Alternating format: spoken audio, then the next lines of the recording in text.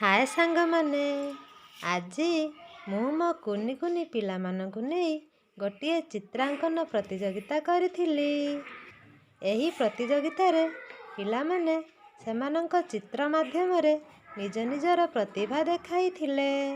ଦେଖନ୍ତୁ, ସେମାନେ କେତେ ସୁନ୍ଦର ସୁନ୍ଦର ଚିତ୍ର ଆଙ୍କିଛନ୍ତି। ଏଇଭଳି ସେମାନେ ଭଲ ଭଲ ଚିତ୍ର ଆଙ୍କିଲେ ନିଶ୍ଚିତ ରୂପେ ଆଗକୁ ଯାଇ ଜଣେ ଭଲ ଚିତ୍ରକାର ହୋଇପାରିବେ, ଆଉ ସେମାନଙ୍କ ଭବିଷ୍ୟତ ମଧ୍ୟ ଉଜ୍ଜଳ ହୋଇପାରିବ। ଶେଷରେ ମୁଁ ମଧ୍ୟ ଭାବିଲି, ମୁଁ ଯାଉଛି ମୋ କୁନି କୁନି ପିଲାମାନଙ୍କୁ ମୋ ପ୍ରତିଭା ଟିକେ ଦେଖାଇଦେବି।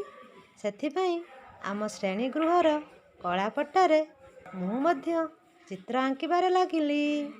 ଦେଖନ୍ତୁ, ମୁଁ ଏହି ଚିତ୍ର ଆଙ୍କିଛି ସର୍ବଶିକ୍ଷା ଅଭିଯାନ। ସଭିଏଁ ପଢ଼ନ୍ତୁ, ସଭିଏଁ ବଢ଼ନ୍ତୁ। କେମିତି ହେଇଛି କମେଣ୍ଟ ମାଧ୍ୟମରେ କହିବେ।